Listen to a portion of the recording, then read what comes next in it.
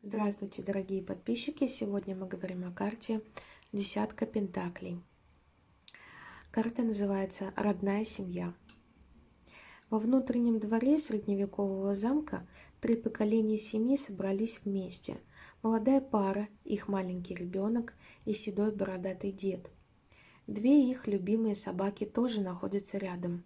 Это картина семейной гармонии и единства.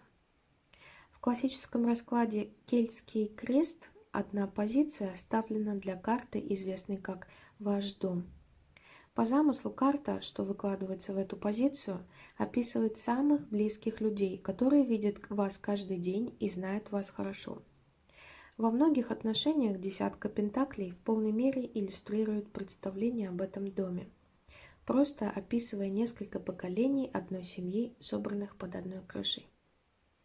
Живете ли вы в одном городе или на другом конце света, ваша семья знает вас лучше, чем кто-то другой. Многие ваши родственники знают вас со дня вашего рождения. Они наблюдали за вами, пока вы росли, и комментировали каждую фазу вашего развития. Даже если они и не присутствовали лично, они видели вас на фотографиях, например, как в 2-летнем возрасте круглощекий малыш, которого мама купала в ванночке. Они помнят день, когда вы сломали руку на детской площадке, когда впервые выкрасили волосы в фиолетовый цвет или выкурили первую сигарету. Помнят ночь после вашего выпускного бала. Они видели ваши успехи и неудачи. Они видели вас в вашем лучшем состоянии и в наихудшем.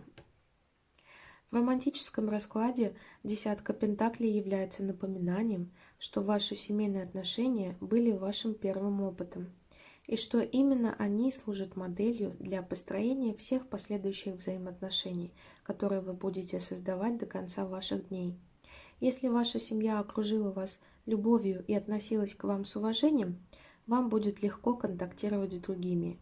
Если ваше детство не было идеальным, вам будет труднее вступать в дружеские и любовные связи с новыми людьми.